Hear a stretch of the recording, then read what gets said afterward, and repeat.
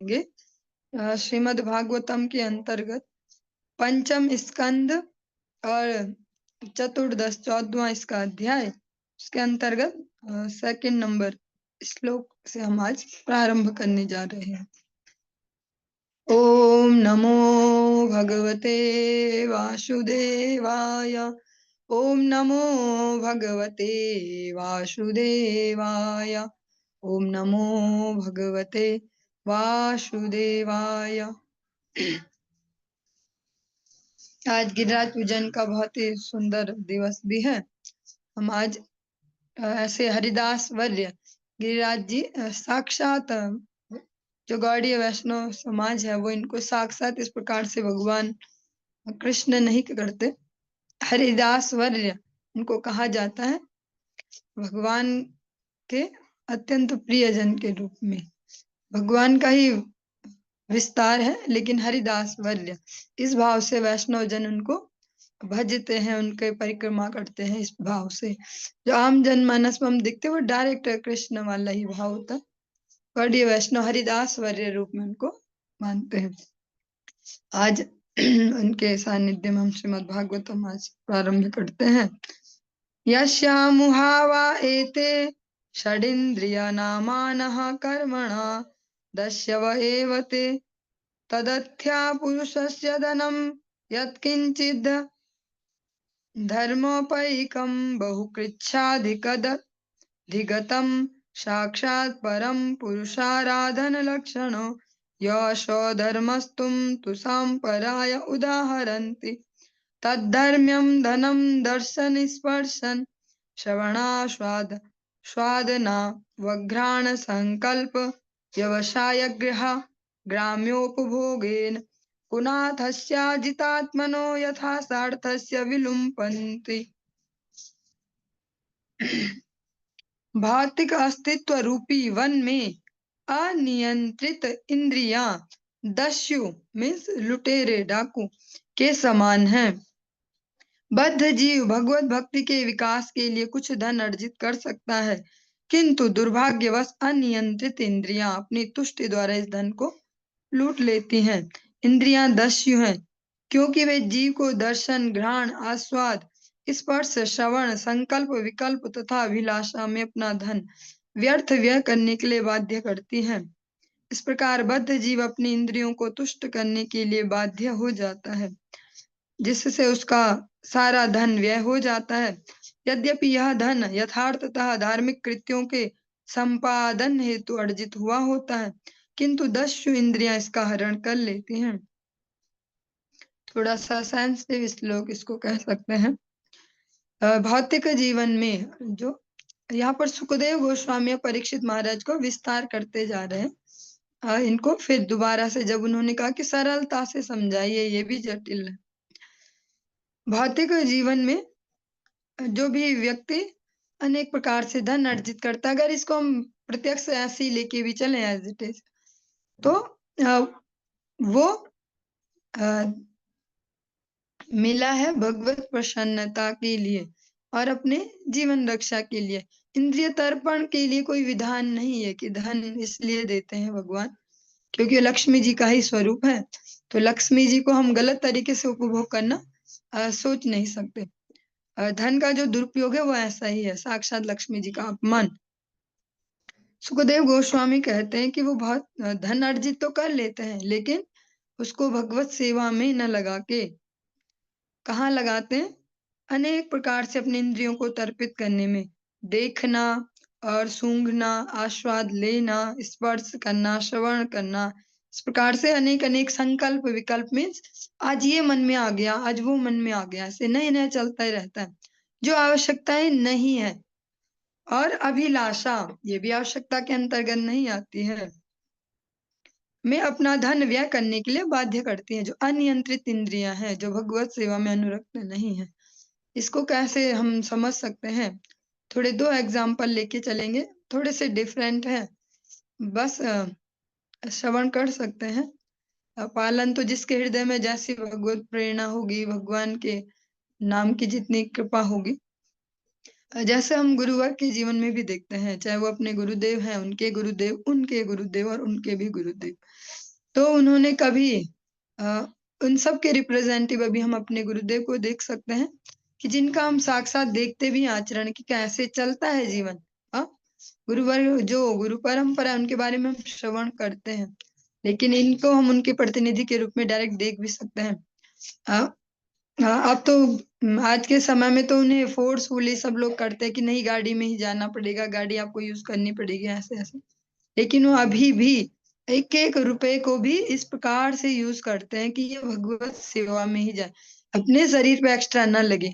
भले शरीर में कितने कष्ट आते हैं ऐसे अगर ट्रेन में सस्ता पड़ रहा, बस में महंगा, तो ठीक है, ऐसे ट्रेन में जाएंगे, ऐसे ऐसे ऑप्शन अभी भी प्रैक्टिकली इतने महान आचार्य होने के बावजूद, इतने सारे उनके संस्था का विस्तार होने के बाद भी, इतने सारे शिष्य परिवार उनके पास है, फिर भी अभी भी वो इसको प्रैक्टिकली ऐसे ही लेते हैं।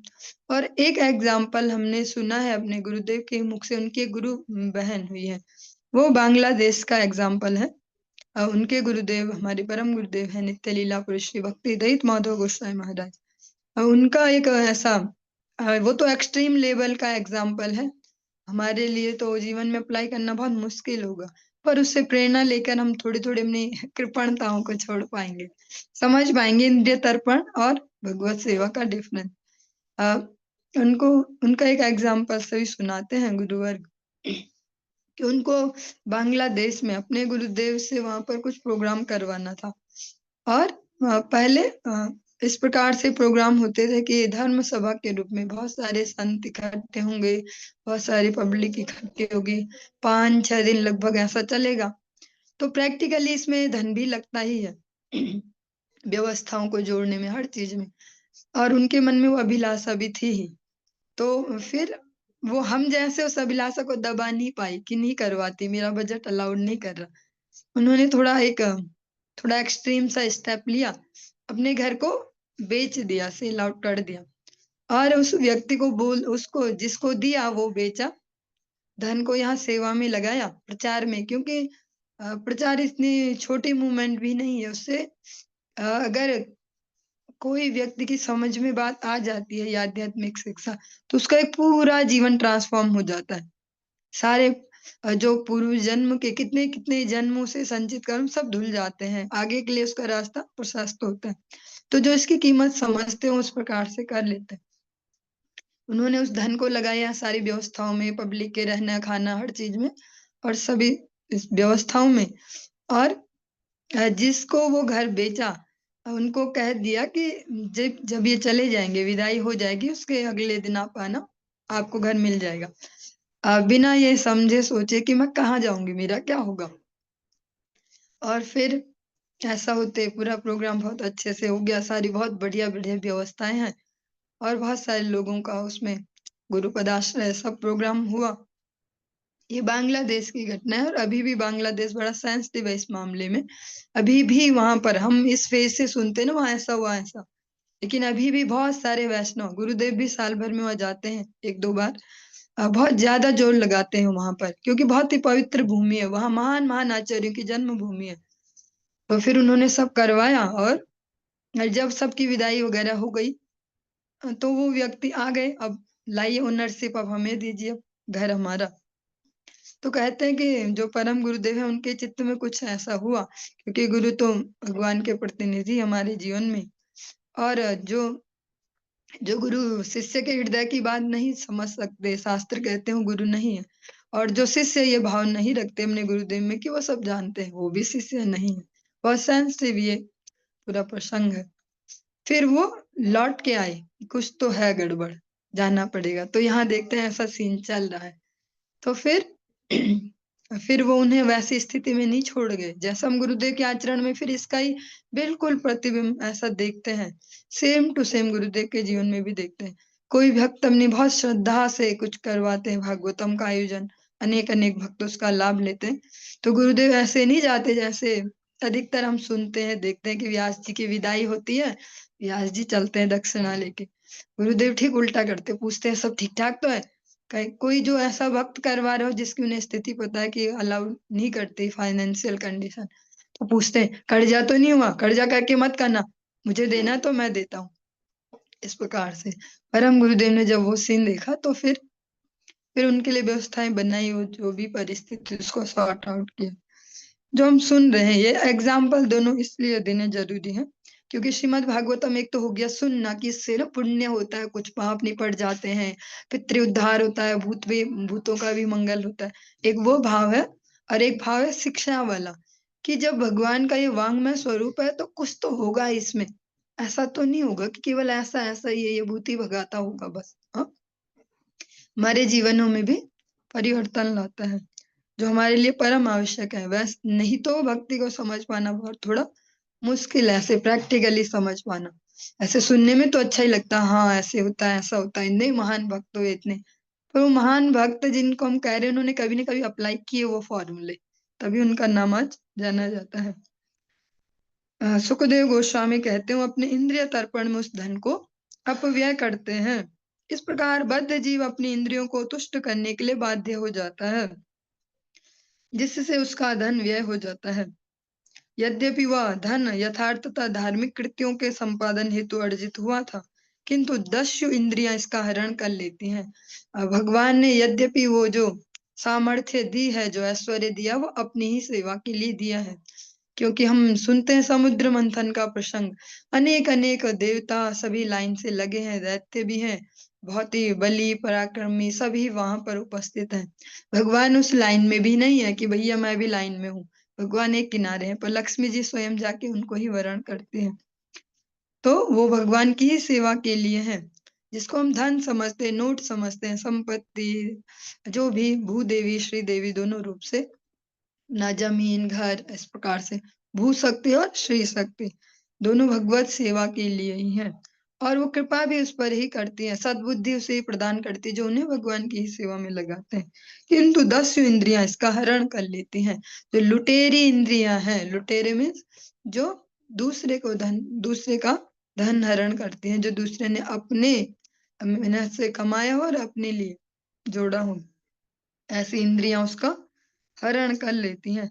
अनेक अनेक प्रकार से संकल्प विकल्प जो वर्ड है, अनेक अनेक प्रकार से, अभी तो ना हमारी ऐसी नीड है, ऐसा अभी कैसे हो सकता है ये, अभी ये वो, जैसे अनेक अनेक संकल्प विकल्प चलते हैं। भगवान हमारे लास्ट पायदान में ही होते हैं अधिकतर, कुछ बच खुच गया तो देख लेंगे ठाकुर जी को, और उसको भी इस भाव से देंगे कि कुछ पुण्य होने वाला है, कुछ बहुत बड़ा काम हमने कर दिया। ऐसे में हम एक और अपनी जो ज्येष्ठ गुरुदेव की गुरु बहन है, पैनुली माता जी, यहाँ पर बहुगुणा माता जी, उनके जो शरीर की माता जी, उनका भी बहुत सुंदर एग्जाम्पल है। उन्होंने भी आजीवन अपने धन को हरि गुरु वैष्णव सेवा में ही लगाया और बहुत अच्छे से लगाया। अनेक बार उनका हम एग्जाम्पल सुनते भी और देखा भी है, भगवान की कृपा से। आ, उनके साथ एक पूरा श्रीमद् भागवतम गुरुदेव का चल रहा था कोटद्वार में, तो पूरे 7 दिन उनके साथ रहने को भी मिला। तो वो मुझे ऐसे ही बोलती थी, हाँ मेरी दोस्त है, ऐसे करके प्यार से भाव करते थे। उनको देखा भी, अपने धन को भगवान की सेवा में ही सोच समझ के उन्होंने बहुत अच्छे से व्यय किया। अनेक अनेक भक्तों को संरक्षण दिया धन से, जिनके पास धन कम हो, वो न कर पा रहे हो यात्रा, उनको यात्राएं करवाना, जो भी इस प्रकार से सहयोग करना। क्योंकि ये धन का युग है, इसलिए इसमें धन को किनारे करके नहीं सोचा जा सकता। अथ च यत्र कौटुम्बिका दारापत्यादयो नाम्ना नाम्ना कर्मणा वृकशिगाला एवानिच्छतोऽपि कदर्यस्य कुटुम्बिन उरणक वत्संरक्ष्यमाणं निशतोऽपि हरन्ति। हे राजन, इस भौतिक जगत में स्त्री पुत्रादि नाम से पुकारे जाने वाले कुटुंबी जन वास्तव में बाघ और श्रृंगालों की भांति व्यवहार करते हैं। चरवाहा अपनी भेड़ों की रक्षा यथाशक्ति करना चाहता है, किंतु बाघ तथा लोमड़ियां उन्हें बलपूर्वक उठा ले जाते हैं। इसी प्रकार यद्यपि कंजूस व्यक्ति सतर्कता पूर्वक अपने धन की चौकसी रखना चाहता है, किंतु उसके पारिवारिक सदस्य उसकी समस्त संपत्तियों को उसके जागरूक रहते हुए भी बलपूर्वक छीन लेते हैं। इसको अनेक अनेक प्रकार से समझ पाएंगे और प्रैक्टिकली इस जगत में देख भी पाते हैं। व्यक्ति जिस धन को रात दिन एक करके गधे जैसी मेहनत कर करके जमा करते हैं, और भगवत सेवा या कोई ऐसा धार्मिक को कुछ ऐसा जहाँ पर आवश्यकता हो वहां पर भी बचाएंगे, ये सोच के। अभी तो ना बच्चे पढ़ने वाले हैं, या कैसे भी एग्जाम्पल ले सकते हैं, कोई किसी को पर्सनली भी नहीं कहा जा रहा, सब अपने अपने हिसाब से एग्जाम्पल ले सकते हैं। हम अपने जीवन में ना एक अनेक प्रकार से इस प्रकार से सोचते हैं कि ये अभी ज्यादा इम्पोर्टेंट है, अभी ये ज्यादा इम्पोर्टेंट है। पर ये बहुत बड़ी सच्चाई है इस जीवन की। जब ये शरीर छोड़ना होता है तो हम उसको ऐसे बांटते हैं, जैसे कि रेवड़ी सा, जैसे कचरा सा, कि फेंको फटाफट ऐसे। तब तो हमें बिना सोचे समझे अनधिकारियों को देकर जाना ही पड़ता है। अब वो उसका क्या करने वाले हैं जिसके लिए हमने रात दिन गधों जैसी मेहनत की, या वो हमारे कुछ काम आ रहा है कि आध्यात्मिक पथ पर अग्रसर होने में। क्योंकि ये तो पता ही है, तथा देहांतर प्राप्ति, ये फाइनल जीवन नहीं है ना। हम इतने शुद्ध भक्त हो गए कि फाइनल जीवन है। अगर शुद्ध भक्त हो भी गए, ये फाइनल जीवन है, तो वो भी भगवत सेवा में ही अपनी संपूर्ण सामर्थ्य को लगाते हैं। भक्ति विनोद ठाकुर जी इसका बहुत अच्छा एग्जाम्पल है। एग्जाम्पल तो बहुत सारे हैं, पर भक्ति विनोद ठाकुर जी भी इस समय के अंतर्गत है, प्रैक्टिकली तो हम ऐसे ले पाएंगे। उन्होंने अपनी एक एक प्रॉपर्टी को प्रैक्टिकली भगवत सेवा में ही दिया। जीवन का एक एक क्षण भी, और जो जिसको हम बोलते हैं जोड़ जोड़ के जमा किया, और फिर हम फ्री में दे के जाएंगे अगली जनरेशन को। भले ही वो योग्यता रखती हो न रखती हो, वह हम विचार नहीं करेंगे कि वो जाते इसका क्या करने वाले हैं, या रहते रहते भी। तो बुद्धिमान व्यक्ति वही है जो इसको भगवत सेवा में सोच समझ कर इतना, या तो कह सकते हैं जो इस प्रकार से डिसीजन मेकिंग नहीं करते, अभी वो उस लेवल पर आध्यात्मिक रूप से उन्नत नहीं हुए। अभी भी मैं और मेरा इतना प्रबल है, तभी तो हमें लगता है कि भगवान थोड़े अलग हैं, वो कुछ और हैं, या गुरुवक जो है ये अलग है, ये वैष्णव। हम अलग से पर्सनैलिटी, अलग से आइडेंटिटी है। हमारी जो फैमिली वो अलग से आइडेंटिटी, हमारा इनसे गहरा नाता है। ये तो बाहर से इनसे कुछ सीख रहे हैं, हम हाँ अच्छी बातें सीख रहे हैं। लेकिन जो जितना भक्ति पर अग्रसर हो जाए, कह सकते हैं अपने वास्तविक स्वरूप के प्रति अवेयर होते जाए कि ये बॉडी नहीं है हम, ये भगवान ने हमेशा से यही छोड़ी है ये धरती, और यही रहने भी वाली है। समझदार वो इसको जो ठीक से यूज कर लेता है कि जब तक ये मेरे उसमें है, अभी मेरे अंडरटेकिंग, मेरे इसमें है, केयर टेकिंग में, मैं इसको कैसे यूटिलाइज करता हूँ। जैसे ये शरीर है, सभी को पता है कि हाँ नष्ट होता है, अच्छा सब मरते हैं, पर बुद्धिमान कौन है? जो बुद्धि रहते हुए, इंद्रियों में सामर्थ्य रहते थे, भगवत सेवा में, भक्त सेवा में इसको घिस दे, क्योंकि नष्ट तो होनी ही होनी है, वो बुद्धिमान है। ऐसे ही हर प्रकार से है जीवन में, चाहे वो धन हो, संपत्ति हो, हमारे रिलेशन हो, हमारी कोई योग्यता हो, कुछ भी जो गुण हो हमारा, उसको समय रहते एक अवेयरनेस के साथ, जागरूकता के साथ भगवत सेवा में लगा दे कि भैया अगर मैं स्वार्थी भी हूं तो मैं बड़ा स्वार्थी बनूं, कि मैं इस जीवन में जो मुझे मेरे नाम पे आया है, अभी ठाकुर जी ने बोला ये तू है इसका मालिक, मैं उसको ऐसे यूटिलाइज करूं कि अगला जीवन भी मेरा सेफ हो जाए। जैसे आप सभी ने एक छोटी सी एक कहानी सी अनेक बार सुनी होगी, कि एक नगर था और उसमें ये परंपरा थी कि जो भी राजा बनेगा वो किसी को भी चुन लिया जाता था। विशेषतः ऐसा नहीं था कि कोई एक ही परिवार से राजा बनेंगे, राजा कोई भी बन सकता था। लेकिन और 5 साल बहुत अच्छे से वो शासन करके, पर एक अजीब सी कंडीशन थी कि इसके बाद उसे घोर घनघोर जंगल में भेज दिया जाता था अकेला, जहाँ खूब सारे जंगली जानवर सब हों, और उसको फिर खा जाएंगे वहां पर। लेकिन राजा बनना ही बहुत बड़ी बात है, और छांटा भी ऐसे ही जाता था कि भैया किसी को भी जबरदस्ती, जिसको ही देखा थोड़ा बुद्धिमान सा, चलो तुम राजा। तो फिर एक बुद्धिमान व्यक्ति को ऐसे चुन लिया जाता, बहुत गरीब सा व्यक्ति था, लेकिन उसकी बुद्धिमानी देख के उसको राजा चुन लिया गया। अब उसके परिवार वाले परेशान हैं, खुश तो थोड़े से हैं पर परेशान ज्यादा हैं। 5 साल बाद क्या होगा, इसको तो जंगल में भेज देंगे, खाया जाएगा, ऐसे ऐसे। लेकिन वो व्यक्ति थोड़ा बुद्धि योग अपना प्रयोग करते हैं, 5 साल में इधर अच्छे से शासन भी करते हैं, और यहाँ का धन और बल और पद की जो शक्ति है उसको यूज करके उस जंगल में प्रोजेक्ट चला दिया, उसका शहरीकरण करवा दिया, जहाँ उनको बाद में भेजा जाना था। तो जब वो निष्कासन का दिन आया तो वो दुखी नहीं है, बहुत सुखी है, वो तो बढ़िया है, वहां तो सब पहले ही सेट है, आराम से गया। ऐसे ही हम एज़ इट इज़ अपने जीवन में भी तैयारी कर सकते हैं प्रैक्टिकली, अपनी सामर्थ्य को जो जिस प्रकार से भी हम पे सामर्थ्य हो, गुणों से हो, कोई कला हो, भगवान की सेवा में जिस प्रकार से हम यूज़ कर सकते हैं, समय रहते-रहते उसको इन्वेस्ट कर दें, ऐसी जगह इन्वेस्ट करें, यद् गत्वा न निवर्तन्ते तद् धाम परमं मम, जहाँ से वापस नहीं लौटना होता, ऐसे राज्य में उसको इन्वेस्ट कर दें, तो वो बुद्धिमानी होगी। वरना ये इसी प्रकार की गति होने ही वाली है कि पारिवारिक सदस्य फिर उसके होश में रहते-रहते भी उससे बलपूर्वक छीन लेते हैं। और इस प्रकार से वो होने ही वाला है जैसा कई बार हम यज्ञों में देखते हैं सीन कि पहले सब छुप-छुप के थोड़ा-थोड़ा ऐसे डाल रहे थे डर-डर के हवन सामग्री कि पूरी नहीं होगी और फिर देखते ही तो लास्ट आहुति आ गई और इतना सारा बच गया। फिर धड़ाम से ऐसे डाला तो ना उसमें श्रद्धा ही है, उसमें तो निपटाने का ही भाव है।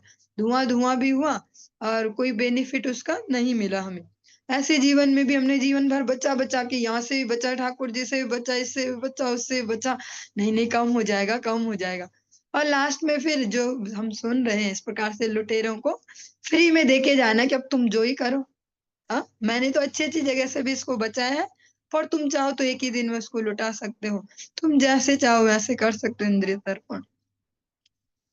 यथा यनुवत्सरं कृष्यमाणमप्यदग्धबीजं क्षेत्रं पुनरेवावपनकाले गुल्मतीर्तृणविरुद्भिर्गह्वरमिव भवत्येवमेव गृहाश्रमः कर्मक्षेत्रं यस्मिन् हि कर्माण्युत्सीदन्ति यदयं कामकरण्ड एष आवशथः। कृषक प्रतिवर्ष अपने अनाज के खेत को जोत कर सारा घास फूस निकालता रहता है तो भी उनमें बीज तो भी जो घास फूस है जो खरपतवार है कबाड़ है जो इस प्रकार से कह सकते हैं उसके बीज उसमें पड़े रहते हैं और पूर्ण रूप से न जल पाने के कारण खेत में बोए गए पौधों के साथ पुनः उग आते हैं। घास फूस को जोत कर पलट देने पर वे सघन रूप से उग कर निकल आते हैं। इसी प्रकार गृहस्थ आश्रम सकाम कर्म का एक क्षेत्र है। जब तक गृहस्थ आश्रम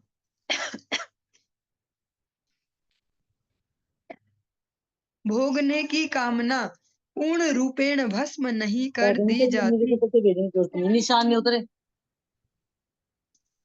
वर्मा माता जी थोड़ा माइक ऑफ करेंगे।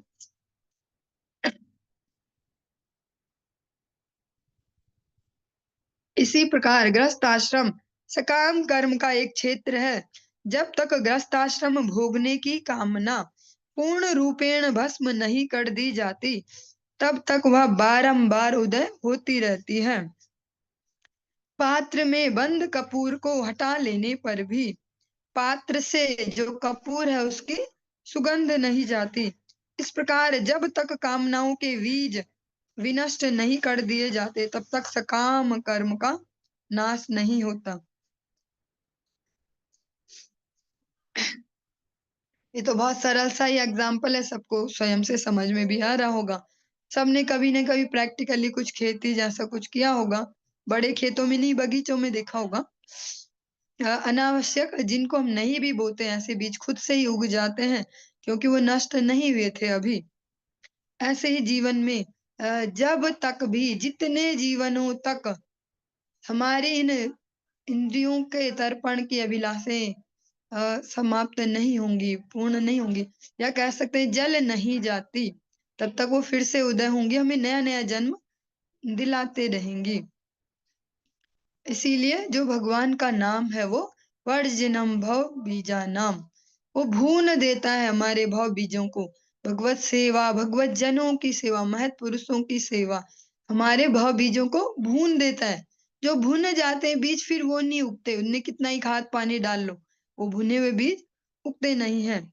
तो भगवत सेवा, भगवत जनों की सेवा, भगवान का नाम हमारे इन बीजों को भून देता है और जो हमारी इच्छाएं हैं इंद्रिय तर्पण की उनको सर्वे इंद्रियों को शांत्याचा बिल्कुल ऐसे शांत शांत शांत दमन कर देते हैं। बिल्कुल डीप दमन। वरना अगर ये कामनाओं के बीज नष्ट नहीं होंगे तो कभी न कभी ऊपर आएंगे। इसीलिए इस जीवन में बहुत सतर्कता के लिए गुरु वैष्णव कहते हैं। प्रैक्टिकली एक बार गुरुदेव से जब कुछ किसी विषय पर परामर्श या इस प्रकार से कह सकते हैं लेने का प्रयास किया, उन्होंने स्पष्ट कहा जीवन के अंतिम क्षण तक प्रयासरत रहना पड़ेगा। कभी वो टाइम पीरियड नहीं है ऐसा कह दे कि अब आश्वस्त हो गए, तो हो गए हम भक्त, बस अब क्या, अब तो सेट है सब। जीवन के लास्ट मोमेंट तक भी पूरा जोर लगाना पड़ेगा, क्योंकि जो ये कामनाओं के बीज है इनको भूलना इतना इजी भी नहीं है, को भूलने के लिए भी बहुत जान लगानी पड़ती है।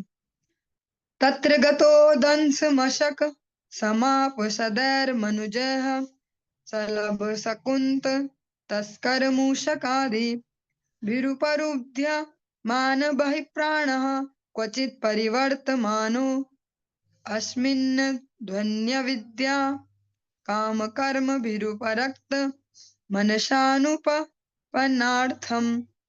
नरलोकम गंधर्व नगर मुपपन्नमिति मिथ्या दृष्टिरनुपश्यति। भौतिक संपत्ति एवं वैभव में आसक्त ग्रस्त आश्रम में बद्ध जीव को कभी डांस तथा मच्छर तो कभी टिड्डी शिकारी पक्षी व चूहे सताते हैं, फिर भी वह भौतिक जगत के पथ पर चलता रहता है। अविद्या के कारण वह लोभी बन जाता है और सकाम कर्म में लग जाता है। चूंकि उसका मन इन कार्यकलापों में रमा रहता है, इसलिए उसे यह भौतिक जगत नित्य लगता है, यद्यपि यह गंधर्व नगर की भांति अनित्य है। जैसे हम कभी कभी कहते हैं ना, हवाई किले बनाते रहता है, हवाई किले, तो यही है गंधर्व नगर। इस जगत में जो भी हमें लगता है ना ऐसा हो जाएगा तो सेट हो जाएगा, ऐसा हो जाएगा तो सेट हो जाएगा, ये गंधर्व नगर है। मीन्स हवाई महल है। भौतिक संपत्ति एवं वैभव में आसक्त ग्रस्त आश्रम में बद्ध जीव को अनेक अनेक जो विपदाएं हैं, जो विपत्तियां हैं, वो उनके मार्ग में इस प्रकार से आते हैं, जैसे खेती में टिड्डे चूहे इस प्रकार से आ जाते हैं।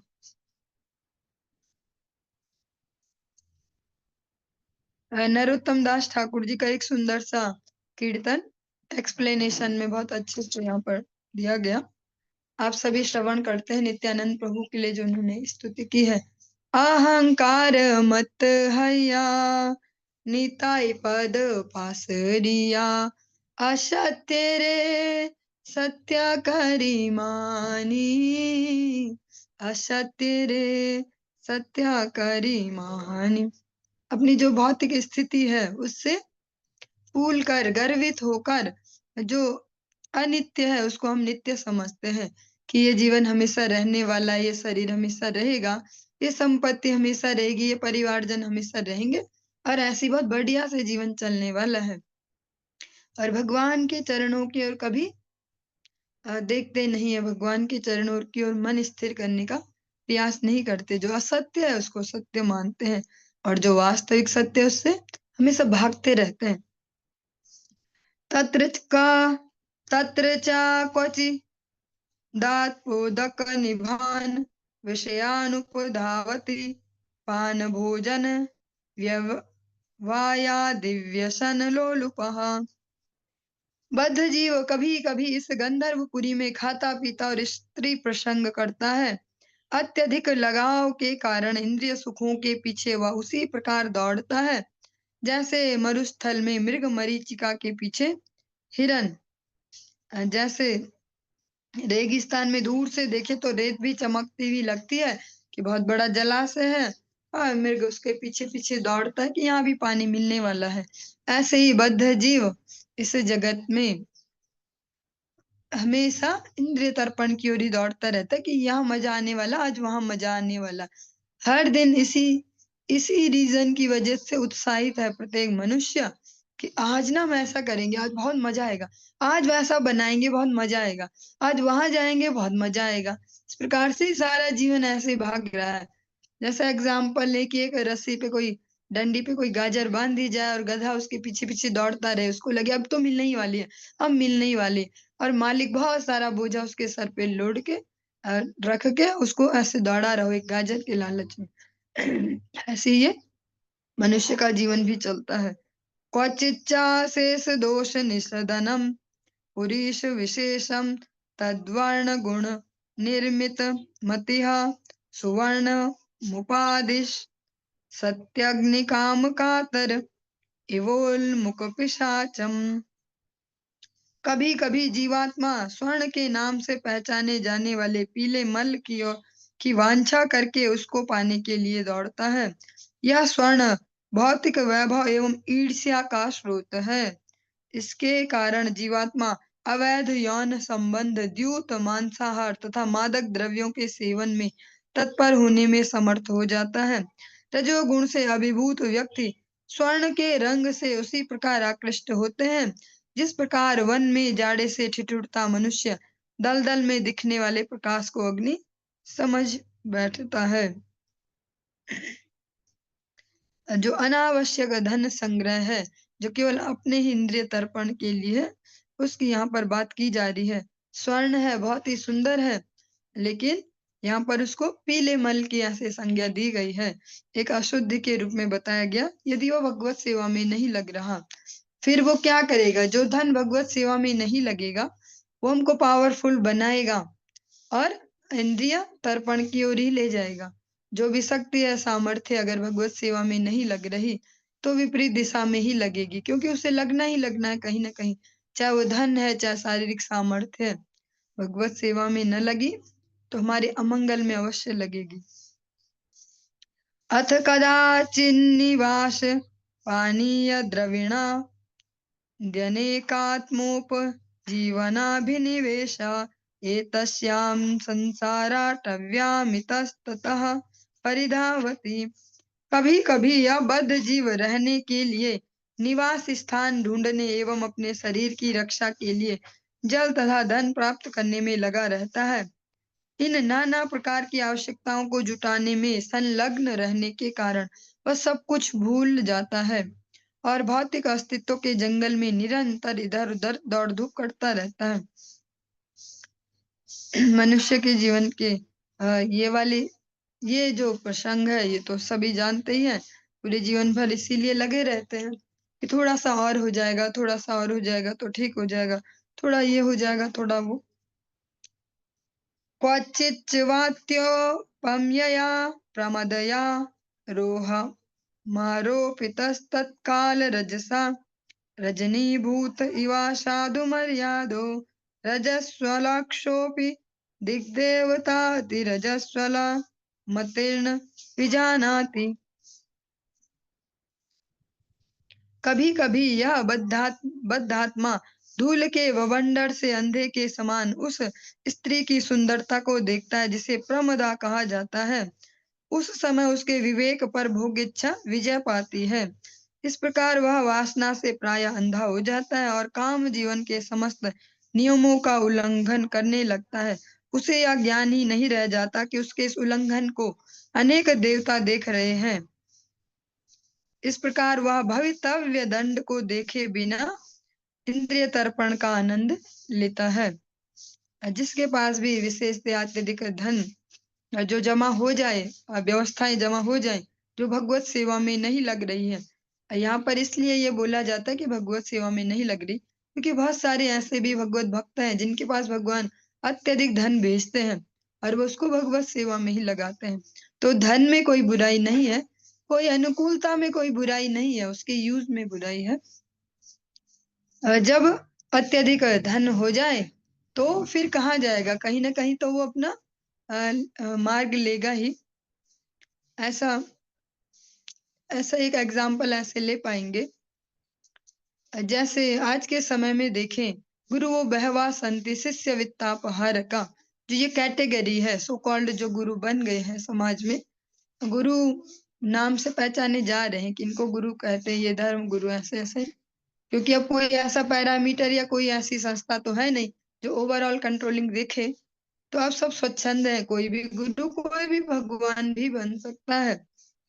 तो जो ऐसे लोग हैं, अधिकतर समय समय पर हमें ऐसी घटनाएं सुनने को मिलती है, वहां पकड़े गए, वहां ऐसा हुआ, वहां ऐसा। वो इसीलिए होता है कि उनके पास सब बहुत अत्यधिक मात्रा में हो जाता है। धन और मेल फीमेल अटेंशन और प्रतिष्ठा, नेम फेम मनी, सब अत्यधिक हो जाता है। तो इतनी उन्होंने भगवत भजन कुछ किया नहीं, किसी भगवत जनों का अनुगत्य किया नहीं, स्वयंभू बन गए, खुद से ही भगवान, खुद से ही गुरु बन गए, तो फिर पाचन क्षमता नहीं रहेगी, डाइजेस्ट नहीं कर पाएंगे। और उसी के रिएक्शन में हम अनेक बार अनेक अनेक प्रसंग श्रवण करते हैं, उनको देखो वैसे, उनको ऐसे।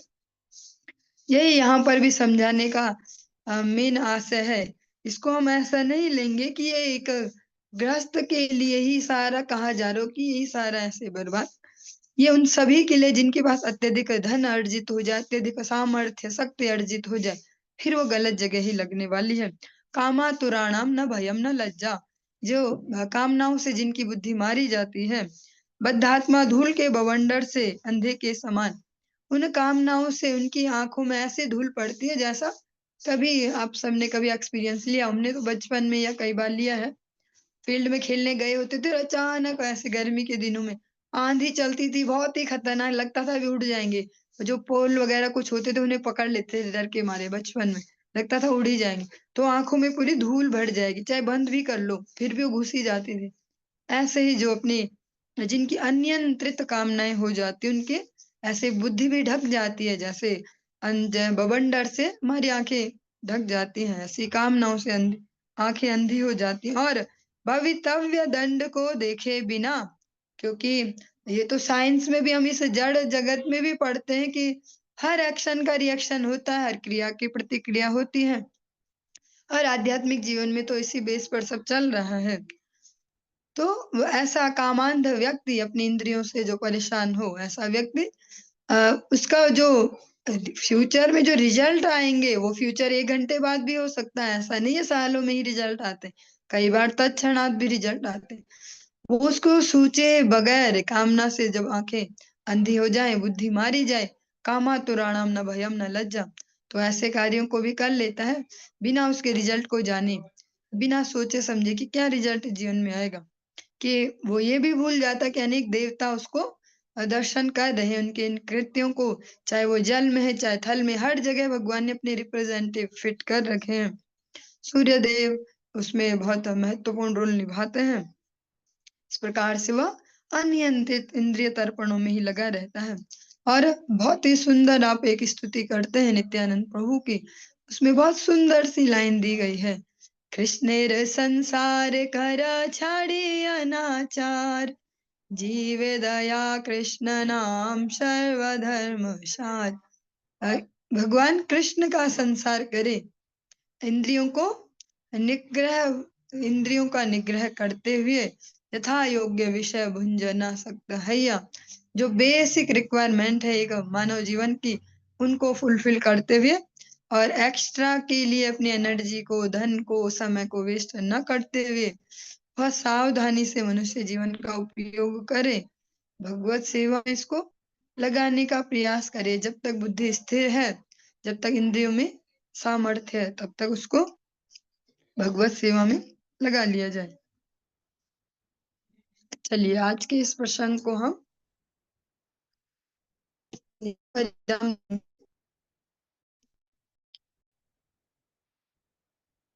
इससे आगे कल कंटिन्यू करेंगे। हरे कृष्णा।